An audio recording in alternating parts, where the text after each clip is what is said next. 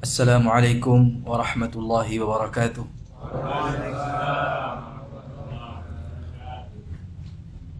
Alhamdulillahil hakimil khabir, al-malikil allam, wa asyhadu an la ilaha illallah wahdahu la syarika lah, syara'a asy-syara'i'a wa ahkama al-ahkam, wa أحل لعباده الطيبات وحرم عليهم الخبائث والآثام وأشهد أن محمدا عبده ورسوله خير الأنام صلى الله وسلم عليه وعلى آله والصحب الكرام. أما بعد، ibu-ibu, bapak-bapak, para hadirin sekalian yang dirahmati oleh Allah Subhanahu wa taala, ikhwatal iman, a'azzani Allah wa iyyakum. Al-Qur'anul Karim adalah kalamullah. Kalimat-kalimatnya, lafaz-lafaznya maupun makna-maknanya yang dibawa oleh makhluk terbaik, makhluk langit terbaik, yakni malaikat Jibril, untuk disampaikan kepada makhluk Allah terbaik di muka bumi, yakni Nabi Muhammad sallallahu alaihi wasallam. Allah Rabbul Alamin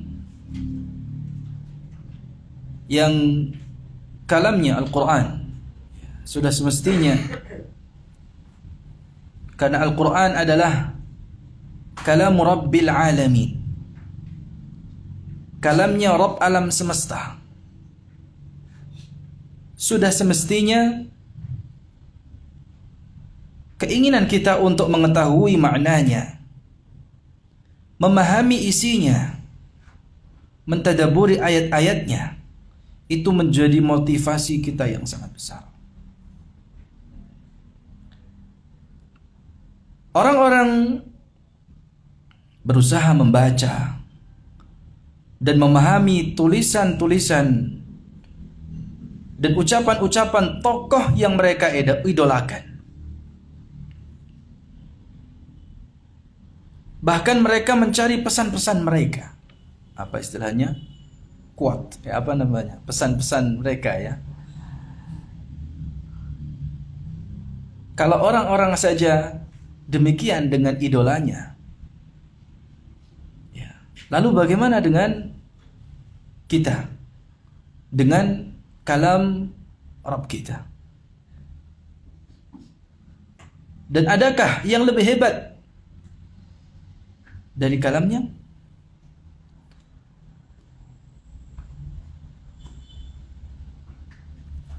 Jemaah sekalian dirahmati oleh Allah Subhanahu wa taala, di antara nikmat besar yang dikaruniakan atau yang Allah anugerahkan kepada umat Islam, yaitu umatnya Nabi Muhammad sallallahu alaihi wasallam, adalah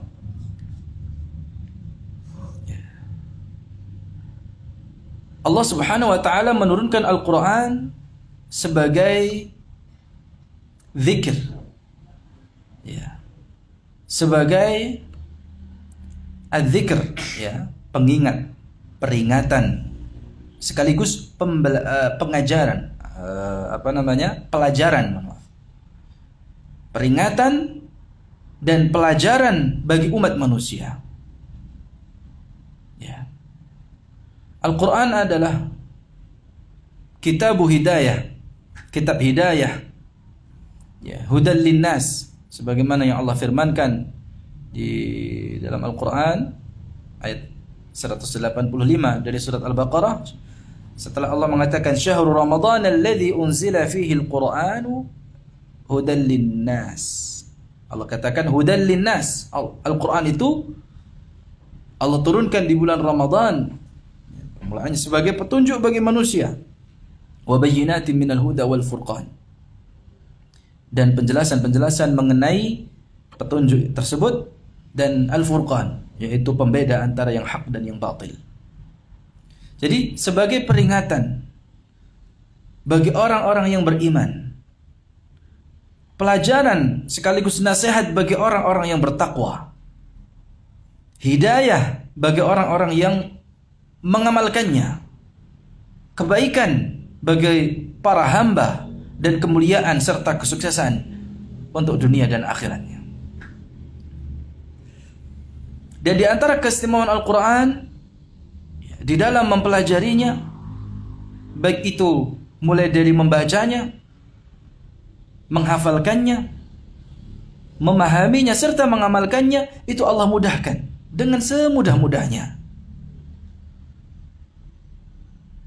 Sekali lagi, di dalam mempelajari Al-Quran, di dalam menekuni Al-Quran, mulai dari membacanya, menghafalkannya, memahaminya serta mengamalkannya, itu Allah mudahkan dengan semudah-mudahnya.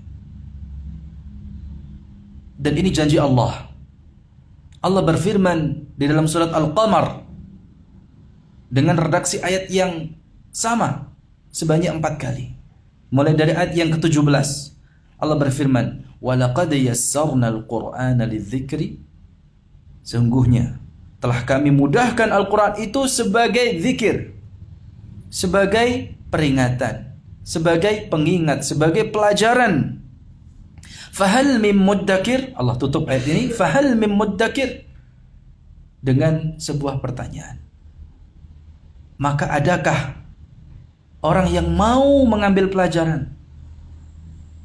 Jadi Allah Subhanahu wa ta'ala mengulang-ulang kalimat tersebut sebanyak 4 kali di dalam Al-Quran, kitabnya yang mulia. Kita jumpai dalam surat apa tadi? Al-Qamar. Dalam surat apa? Al-Qamar. Hal ini menjelaskan kepada kita bahwa Allah Subhanahu wa ta'ala benar-benar menjadikan Al-Quran itu mudah untuk dipelajari. Tidak hanya membacanya dan menghafalkannya, tetapi juga di dalam memahaminya serta mengamalkannya.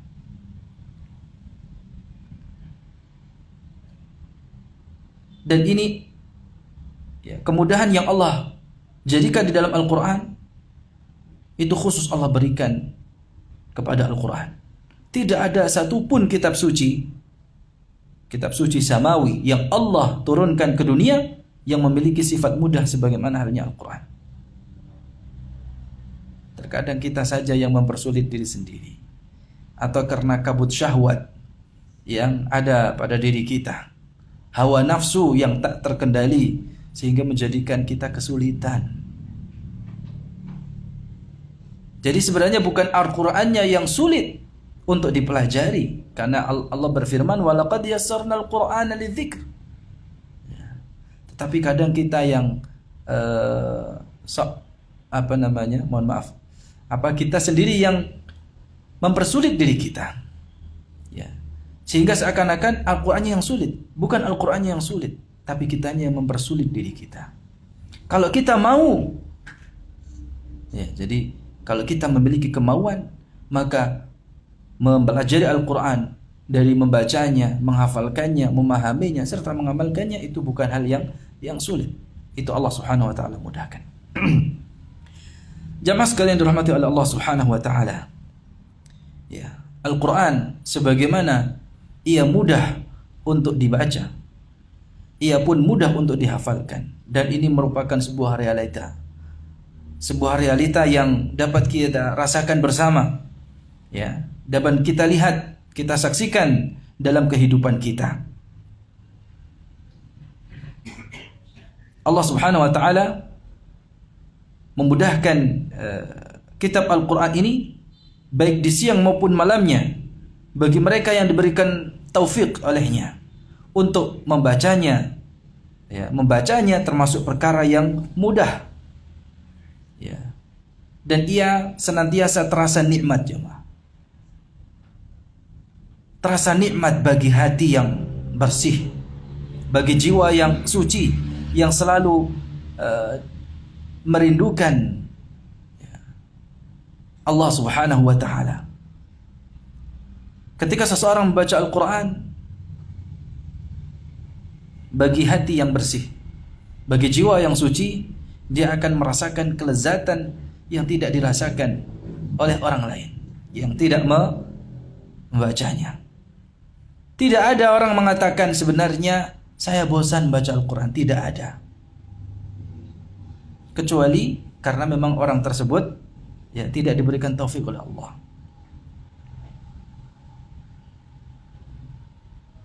Dan sejatinya Al-Quran itu demikian sebagaimana yang digambarkan oleh Imam Asy-Syatibi rahimahullah di dalam muqaddimah Hirzul Amani wa Wajhit Tahani fil Qira'at al-Ashr. Beliau menggambarkan Al-Quran itu adalah kitab syafa'ah. Wa inna kitab Allahi awthaqu syafi'in wa aghna ghana'in wahiban mutafaddila wa khairu jalisin la yumallu hadithuhu wa tardaduhu yazdadu fihi tajammula. Ini di dalam matan qiraah sab'ah ya, manzumah Syatibiyah, dalam matan Syatibiyah di dalam qiraah sab'ah di muqaddimahnya Imam Syatibi mengatakan ya tadi ada wa khairu jalisin la yumallu hadithuhu. Al-Quran itu sebaik-baik teman duduk. Jadi setelah beliau mengatakan bahwa Al-Quran itu adalah kitab syafa'ah ya, tidak ada yang lebih unggul daripada Al-Quran, beliau mengatakan istimik di antara keistimewaan Al-Quran, Al-Quran adalah sebaik-baik teman duduk yang tidak membosankan. Ya. Jadi kalau kita menjadikan Al-Quran sebagai teman duduk kita, kita tidak akan pernah merasa bosan.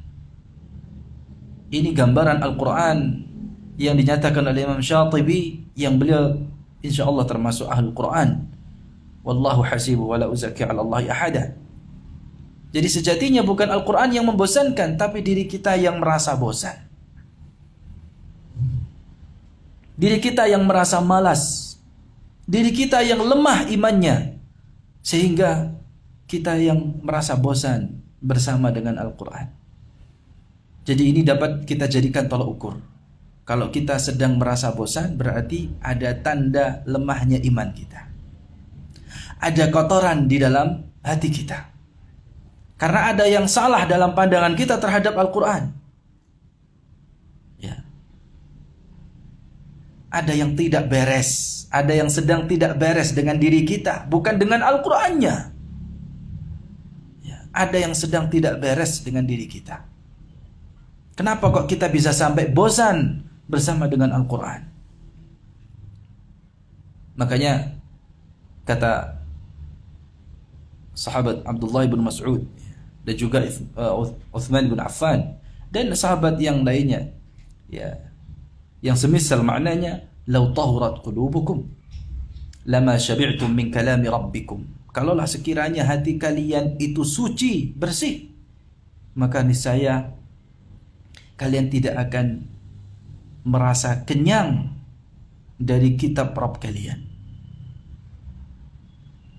Tidak merasa kenyang artinya kita tidak merasa bosan. Sebagaimana kalau kemana kita makan, ada saatnya kita kenyang gitu kan. Dan kita sudah makanan selezat apapun kita sudah tidak doyan. Sudah tidak doyan lagi. Tapi Al-Quran tidak. Itu adalah nutrisi terbaik bagi ruh kita, bagi jiwa kita. Jadi kalau kita merasa kenyang dari Al-Quran, berarti ada yang bermasalah dengan jiwa kita, ada yang bermasalah dengan hati kita. Ini kita jadikan tolak ukur. Jadi perkataan sahabat ini kita jadikan sebagai tolak ukur bagi kita. Jadi mafhum mukhalafahnya. Yani, kalau kita pahami dari kata-kata tersebut, berarti kalau kita merasa kenyang dari Al-Quran, kita merasa bosan, tidak butuh dengan Al-Quran, berarti hati kita kotor. Hati kita tidak suci lagi. Ada kabut syahwat, ada hawa nafsu yang kita perturutkan sehingga kita merasa kenyang dari Al-Quran. Jamaah sekalian dirahmati oleh Allah Subhanahu wa taala. Kemudahan yang Allah janjikan itu bukan hanya dalam membaca dan menghafalkannya saja, tetapi ya, kemudahan yang Allah janjikan di dalam mempelajari Al-Quran itu juga di dalam memahaminya, ya, mentadabburinya, serta mengamalkannya. Dan tadabbur Al-Quran, menghayati kalam ilahi sebagaimana tema ya, kajian kita pada sore hari ini, ya, itu Allah janjikan kemudahan secara maknawi ini. Jadi kalau secara hissi, ya, kita dapat merasakan membacanya dengan mulut kita, menghafalkannya dengan ingatan kita. Itu suatu hal yang realita yang tidak bisa kita pungkiri. Tidak pandang kita ini orang ajam, non Arab. Ya, organ pengucapannya sama. Mulutnya itu sama. Allah mengaruniakan kita organ pengucapan yang Allah jadikan mudah untuk melafalkan Al-Quran. Ingatan kita, memori kita kurang lebih sama, mau itu orang Arab maupun bukan orang Arab. Tidak pandang, tidak peduli orang itu orang Arab maupun orang ajam, orang Indonesia maupun orang luar negeri. Ya. Di dalam membaca Al-Quran, di dalam menghafal Quran, tidak memandang itu semua. Bahkan sampai pada titik di mana tidak memandang orang ini, ya, buta atau orang ini dapat melihat. Ya. Orang itu paham bahasa Arab dan orang itu tidak paham bahasa Arab. Tidak memandang itu di dalam, ya, membaca dan menghafalkan Al-Quran. Ya, betapa banyak kita saksikan di antara banyak penghafal Quran, mereka Allah cabut penglihatannya. Dia menghafal Quran dalam keadaan buta. Ya, dia hafal Quran, tapi dia tidak bisa melihat. Dia menghafal Quran dengan sering mendengarkan Al-Quran. Dan dituntun atau dibimbing oleh seorang guru, ya, yang terkadang gurunya juga, ya, tidak dapat melihat. Ya, ada seperti itu.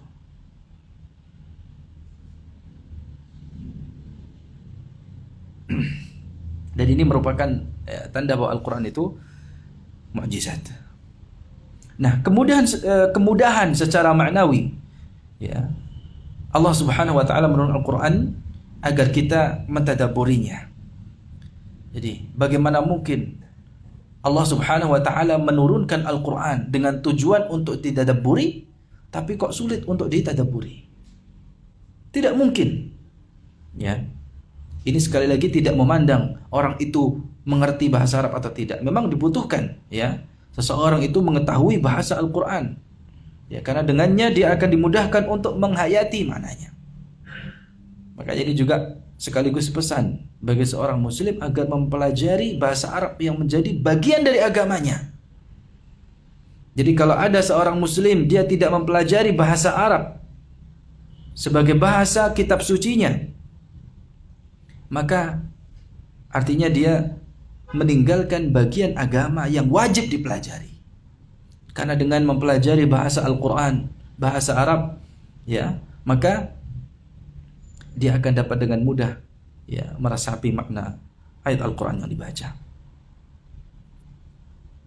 Jadi mentadabbur Al-Quran itu adalah tujuan utama diturunkannya Al-Quran. Itu yang paling penting untuk kita pahami. Ya. Jadi Al-Quran selain untuk dibaca lafaznya, namun juga, ya, Al-Quran diturunkan untuk direnungi maknanya. Afalam yadabbarul qaul?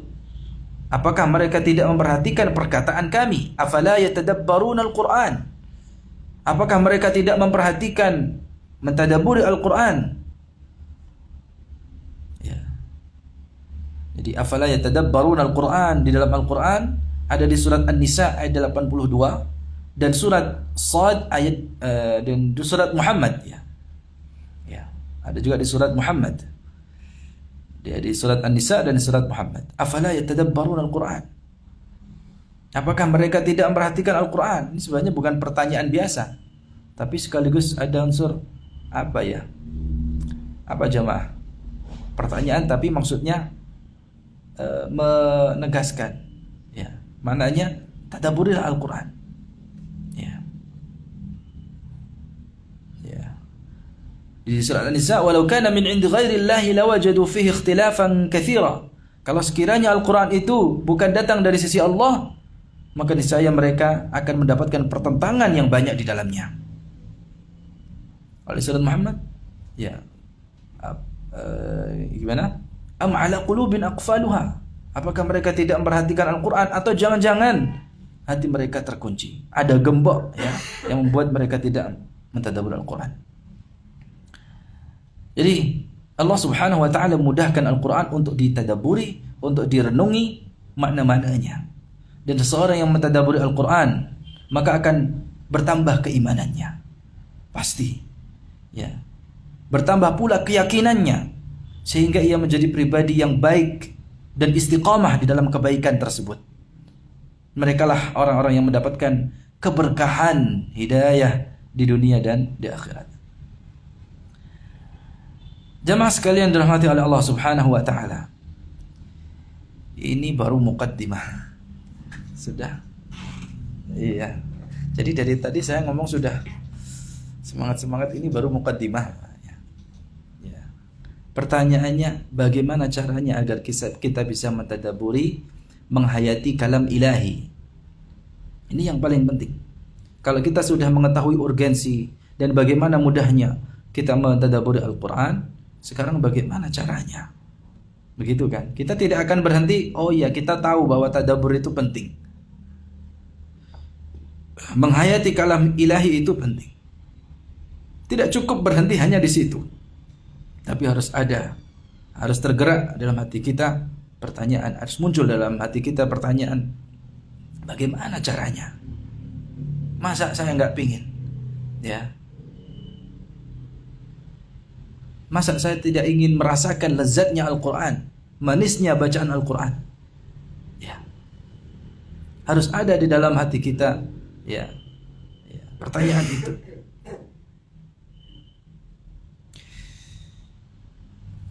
Bapak-bapak, ibu-ibu, jamaah sekalian dirahmati oleh Allah. Seseorang yang membaca Al-Quran itu bertingkat-tingkat ya keadaannya.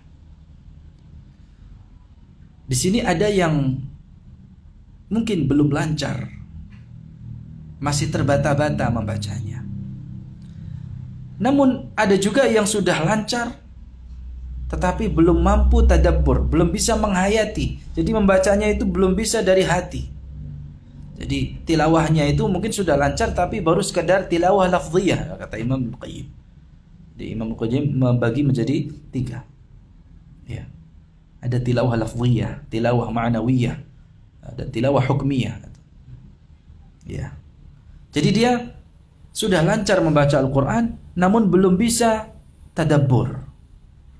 Dan yang ketiga, ada orang yang membaca Al-Quran, ya, lancar tentunya, dan bisa tadabbur.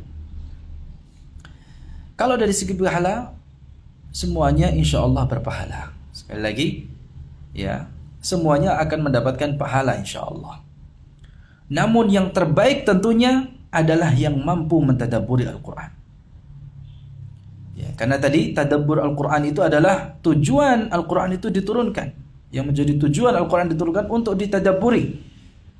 Sebagaimana firman Allah di dalam surat Shad ayat 29. Surat apa jemaah? Shad. Ya. Awalan surat tersebut dengan huruf muqatta'ah, 1 huruf. Apa itu? Nah, kayaknya sudah hafal surat Shad.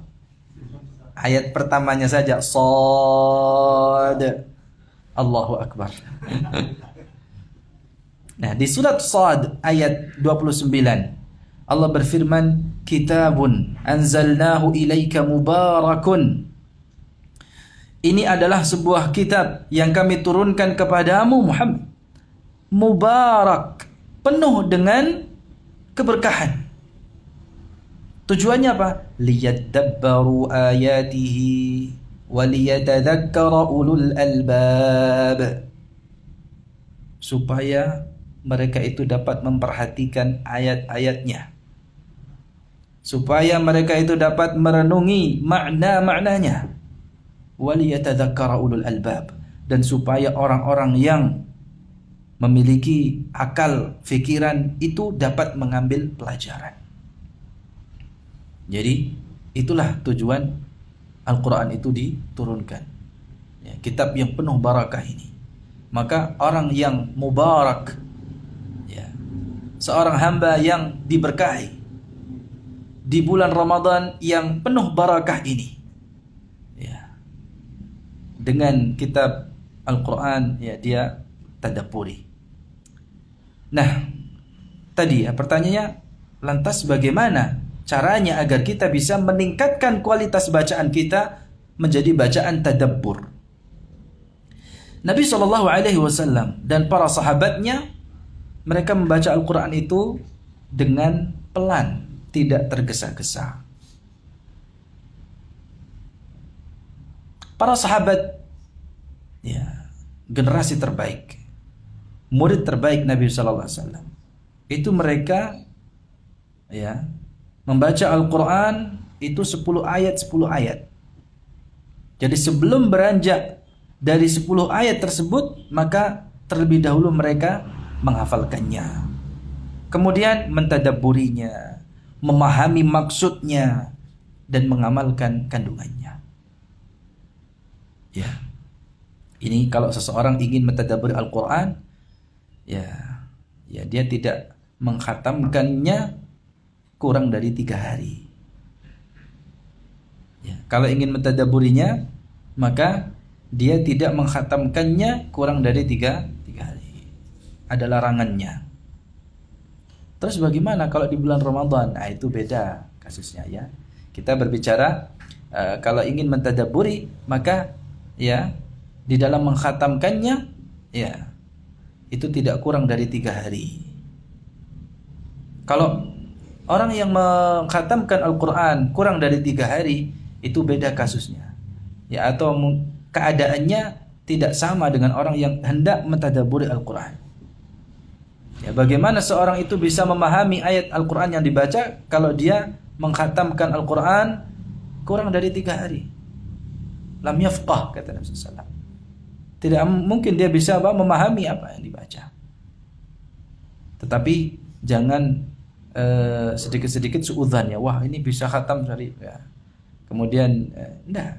Ada kadang memang orang yang ingin menjaga hafalannya, jadi pelafalannya, kemudian dia mengkhatamkannya, ya, kurang dari 3 hari.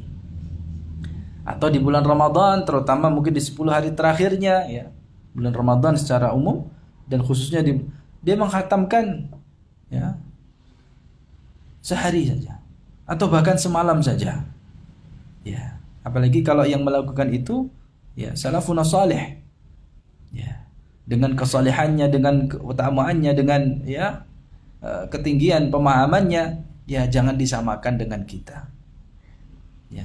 Jadi kadang kita menghubungi orang itu dengan standar diri kita yang malas baca Quran, dengan standar kita yang lemah imannya, ya, yang membaca Al-Qurannya masih belepotan, gitu, ya.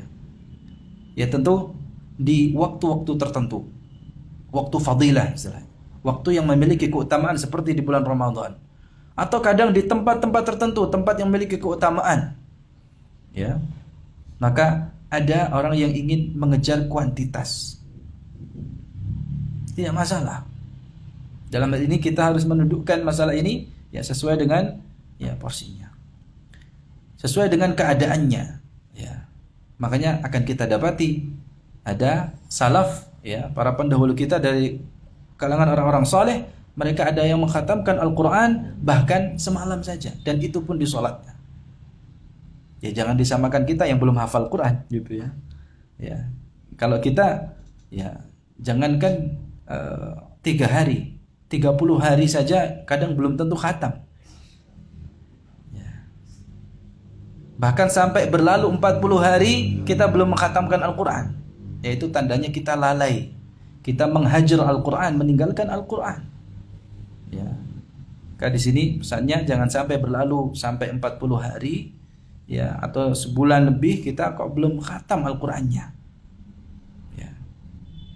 Itu kalau di luar bulan Ramadan, ini termasuk apa? Sebuah kelalaian. Kita ini dicap minal ghafilin, orang yang lalai, minal hajirin, orang yang menghajar, meninggalkan Al-Quran. Apalagi di bulan Ramadan, 1 bulan kok tidak pernah khatam. Ya. Nah, di antara wasilah dan sebab yang bisa mengantarkan kita pada tadabbur Al-Quran, menghayati kalam ilahi, yang pertama ya, adalah dengan mengikhlaskan niat. Jadi pertama dan yang paling utama ya, terlebih dahulu kita tata hati kita dengan mengikhlaskan niat kita. Penting sekali. Ya. Mengikhlaskan niat adalah sesuatu yang pertama dan yang utama dalam segala hal. Terlebih di dalam membaca Al-Quran, di dalam tadarus Al-Quran. Dan ya, mengikhlaskan niat itu termasuk dalam melatih diri untuk tadabbur Al-Quran. Dan ikhlas itu sendiri butuh latihan dan perjuangan. Allah Ta'ala berfirman, "Ala lillahi ad-dinul khalis." Ingatlah, hanya milik Allah semata agama yang bersih, yang jauh dari kesyirikan. Jadi orang yang ikhlas, maka dia akan dimudahkan untuk menghayati kalam ilahi, akan mudah untuk mentadabburi Al-Quran ya. Dalam segala hal, keikhlasan niat itu menjadi sirrut taufiq wan najah, rahasia kesuksesan, rahasia di mana Allah akan memberikan taufik kepada kita. Kita akan dijadikan orang yang muwaffaq oleh Allah Subhanahu wa taala. Nah, membaca Al-Quran itu kan lebih-lebih lagi adalah ibadah, jamaah. Membaca Al-Quran tidak sama dengan membaca yang lainnya. Bacaan Al-Quran kita itu adalah ibadah. Dan ibadah tidak boleh dilakukan kecuali hanya diperuntukkan untuk Allah Subhanahu wa taala. Artinya, kita membaca Al-Quran hanyalah untuk Allah. Bukan mengharap pujian, bukan pula mencari dunia dengannya, tapi hanya semata-mata untuk Allah. Sebagaimana sabda Nabi sallallahu alaihi wasallam, "Iqra'ul Qur'ana lillah." Bacalah Al-Qur'an hanya untuk Allah. Bacalah Al-Qur'an karena Allah, hanya karena Allah. Jadi bagaimana caranya agar kita mentadabbur Al-Qur'an? Jadi sebelum memahami tafsirnya ya, sebelum ya melakukan ya sesuatu yang lainnya, pertama ikhlaskan niat karena Allah. Yang kedua, ya memahami tafsirnya. Ya, tentu dengan memahami tafsirnya, ya maka kita juga akan dimudahkan untuk menghayati makna yang terkandung di dalam Al-Quran yang kita baca. Tafsir beda dengan terjemah, jemaah. Tafsir itu beda dengan terjemah. Kalau terjemah itu alih bahasa, sedangkan tafsir adalah penjelasan dari ayat-ayat yang kita baca. Membaca tafsir suatu ayat itu sangatlah penting. Ya. Jadi jangan langsung ke tafsir induk ya. Maksudnya kalau kita ingin memulai tadabbur Al-Quran, mulai dari tafsir-tafsir ringkas atau tafsir yang praktis, yang muyassar, tafsir muyassar gitu ya. Atau tafsir yang dikenal dengan penjelasan yang ringkas, mudah untuk dimengerti. Ya. Carilah tafsir-tafsir yang terpercaya, ini penting. Tafsir yang dapat diterima di tengah umat sejak dulu hingga sekarang. Dan kita perlu menjauhi tafsir-tafsir Al-Quran yang ditulis oleh orang-orang yang berpikiran menyimpang. Jadi bukan gaya-gayaan ya, wah. Ya, tahu-tahu yang menulis tafsirnya memiliki pemikiran yang menyimpang. Hati-hati. Ya. Jadi kalau bagi masyarakat awam dapat bertanya kepada para ulama, tafsir mana yang diterima di kalangan umat sejak dulu hingga sekarang, kemudian itu dijadikan bacaan harian. Dengan membaca tafsir, ia akan membuka itu akan membukakan sesuatu yang sebelumnya tertutup. Ya. Karena banyak ayat di dalam Al-Quran yang tidak bisa dipahami hanya dengan mengandalkan terjemah. Walaupun bisa dipahami dengan terjemah, namun pada kitab tafsir itu ada penjelasan tentang sebab turunnya, tentang hukum-hukum yang berkaitan dengannya. Maka cara yang kedua adalah dengan memahami tafsirnya. Yang ketiga, baru memahami gramatika dan tata bahasa Al-Qur'annya, di tata bahasa Arabnya. Hal ini mungkin memang sedikit lebih sulit dibanding dua wasilah yang pertama. Ya. Namun rasanya orang itu akan sangat sulit bisa tadabbur dengan mendalam tanpa memahami tata bahasa Arabnya. Ya. Kita tahu kisah-kisah orang jahiliyah, ya, yang ketika mendengar Al-Quran mereka langsung paham, tahu, mereka langsung menyadari, merasakan bahwa Al-Quran itu adalah wahyu. Namun mereka mengingkarinya. Ya, makanya juga penting taufik ini, ya. Jadi seseorang yang tidak mengetahui tata bahasa Arab, maka dia akan kehilangan rasa. Ya. Sebaliknya orang yang mengetahui tata bahasa Al-Quran, bahasa Arab, maka dia akan merasakan, dia akan mendapatkan rasa yang berbeda. Ya. Ini masalah rasa, gitu Pak, ya. Masalah apa?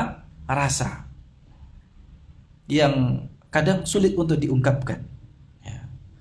Bagi orang yang memahami tata bahasa Arab, dia akan merasakan satu hal yang berbeda, ya, jauh lebih dahsyat daripada orang yang tidak mengenali, tidak mengetahui tata bahasa Al-Quran, bahasa Arab. Rasa bahasa inilah yang akan sangat membantu seseorang di dalam tadabbur, jemaah. Karena itu hendaknya seseorang juga memperhatikan hal ini, memiliki semangat untuk mempelajari bahasa Arab. Jangan sampai orang itu semangat mempelajari bahasa asing, ya, bahasa asing lainnya, namun bahasa Arab tidak dipelajarinya. Ya, bahasa Inggris ngewes ya, apa lancar, ya. Jadi tidak hanya paham saja gramatikanya, ya. Krimer, ya, apa? Bukan krimer, ya. Kalau krimer itu, oh iya, ini waktu-waktu atau yang jam payah sekarang ini, jadi pikirannya ke sana. Ya.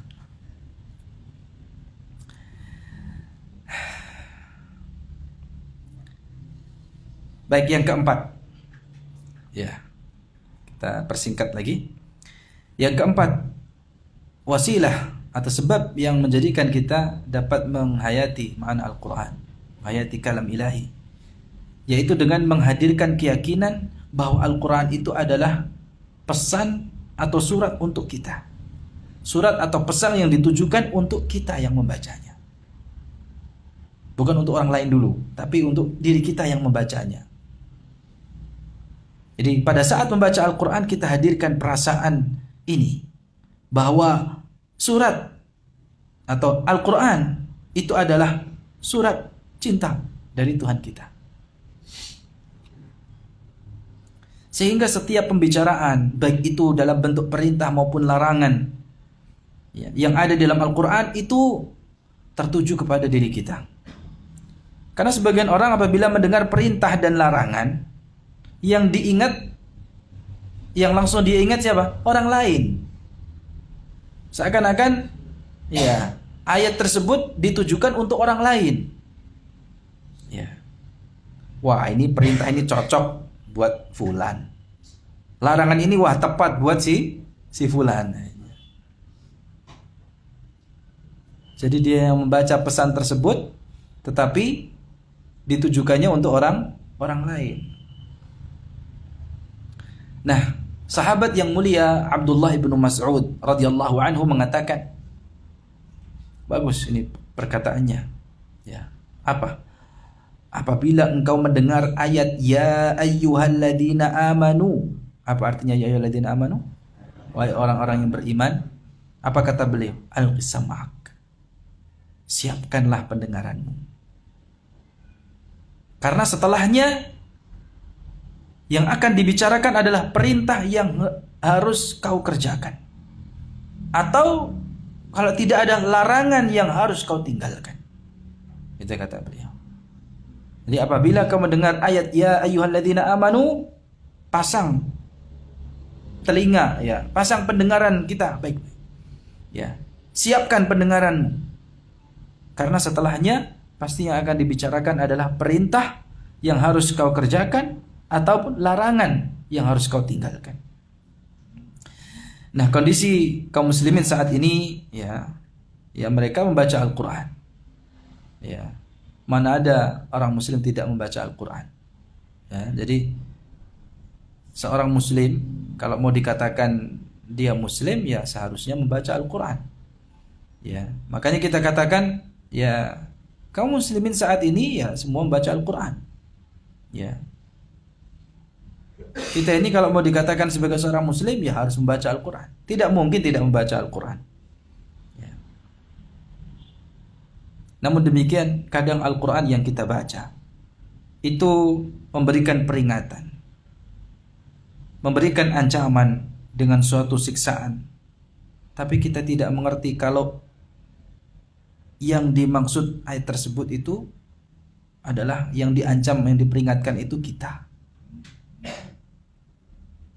Al-Quran berbicara melaknat suatu perbuatan. Dan perbuatan itu ternyata ada pada diri kita. Perbuatan itu kita lakukan. Tapi kita tidak mengerti bahwa yang sedang dilaknat Al-Quran itu siapa? Diri kita. Dan itu sangat disayangkan sekali. Yaitu disebabkan karena tidak hadirnya keyakinan bahwa Al-Quran itu adalah pesan untuk kita dari Rabb kita. Baik, yang kelima, harus memiliki rasa penasaran dan keinginan tahuan yang besar, keingin tahuan yang besar. Maksudnya apa? Jadi ketika Allah menutup suatu ayat dengan salah satu dari sifat-sifatnya, ya, bertanya-tanyalah, ya, cari tahulah hikmahnya apa. Mengapa sifat tersebut yang Allah pilih untuk menutup ayat tersebut? Kemudian kita bertanya kepada guru-guru kita, kepada orang yang berilmu, ya, atau kita buka buku-buku tafsir kita. Ya, ini harus ada perasaan keingintahuan yang besar, penasaran. Kemudian di antara wasilah lainnya juga, ya, dengan mendengarkan, ya, dengan mendengarkan bacaan dari orang lain. Ya, mendengarkan bacaan orang lain. Jadi di antara hal yang dapat membantu seseorang untuk bisa mentadabbur Al-Quran yaitu dengan menyimak bacaan orang lain. Terutama mereka yang memiliki bacaan yang baik dan suara yang indah. Dan metode seperti ini pernah dilakukan oleh Rasulullah SAW. Ya. Dari Abdullah bin Mas'ud radhiyallahu anhu, Rasulullah SAW berkata kepada beliau, kepada Abdullah bin Mas'ud, Iqra' al-Quran, bacakanlah Al-Quran kepadaku. Maka sahabat Abdullah bin Mas'ud mengatakan, ya, aku mengatakan, Aqra'u 'alaika al-Quran wa 'alaika unzil. Ya. Wahai Rasulullah, apakah saya akan membacakannya kepadamu sementara Al-Quran diturunkan kepadamu? Beliau menjawab, aku senang mendengarnya dari orang selain diriku. Maka kata Abdullah bin Mas'ud, aku pun membacakan surat An-Nisa ketika sampai pada ayat fa idza ji'na min kulli syahidin. Bagaimanakah, yang artinya apa? Surat An-Nisa ayat 41. Kaifa idza ji'na min kulli ummatin bi syahidin wa ji'na bika 'ala haula'i syahida. Bagaimanakah jika pada hari kiamat nanti kami datangkan di setiap umat seorang saksi, dan kami datangkan kau sebagai saksi atas mereka. Kata Abdullah bin Mas'ud, aku angkat kepalaku, atau ada seorang dari samping yang memegangku, sehingga aku pun mengangkat kepalaku, ternyata aku melihat air mata beliau mengalir, berlinang air mata beliau sallallahu alaihi wasallam. Dan hal ini juga dilakukan oleh para sahabat sepeninggal Nabi sallallahu alaihi wasallam. Baik, yang ketujuh, keenam. Oh, bukan. Tadi keberapa? Yang pertama apa tadi? Niat yang ikhlas. Yang kedua? Iya, memahami tafsirnya. Yang ketiga? Memahami tata bahasa Arabnya. Kemudian yang keempat? Ya, hadirkan keyakinan bahwa Al-Quran itu adalah pesan untuk diri kita. Kemudian yang kelima? Ya, menumbuhkan rasa penasaran, keinginan tahuan yang besar. Kemudian yang keenam, mendengarkan dari bacaan orang lain. Dan yang ketujuh, apa yang ketujuh? Salat malam. Khususnya pada cuaca yang nyaman gitu ya. Di sepertiga malam terakhir itu cuaca yang nyaman. Memang nyaman. Bagaimana tidak nyaman? Itu waktu yang nikmat-nikmatnya buat tidur. Ya. Dan biasanya waktu-waktu fadilah itu waktu di mana orang itu lalai. Ya. Coba perhatikan waktu-waktu yang memiliki keutamaan. Rata-rata itu waktu di mana orang kebanyakan lalai. Ya. InsyaAllah dengan salat malam itu juga akan bisa mentadabbur Al-Quran. Kemudian yang kedelapan, mengulang-ulang ayat. Jadi mengulang-ulang ayatnya. Dan yang kesembilan, terus memperbanyak, sering membaca Al-Quran. Ya, sehingga jiwa kita ini menjadi terbiasa dengan Al-Quran. Ya. Jangan membiasakan diri membaca Al-Quran musiman saja, hanya di bulan. Ya. Baik. Inilah diantara kiat-kiat agar kita bisa meningkatkan kualitas bacaan Al-Quran kita menjadi bacaan tadabbur. Semoga Allah Subhanahu Wa Taala menjadikan Al-Quran sebagai penyejuk jiwa kita semua.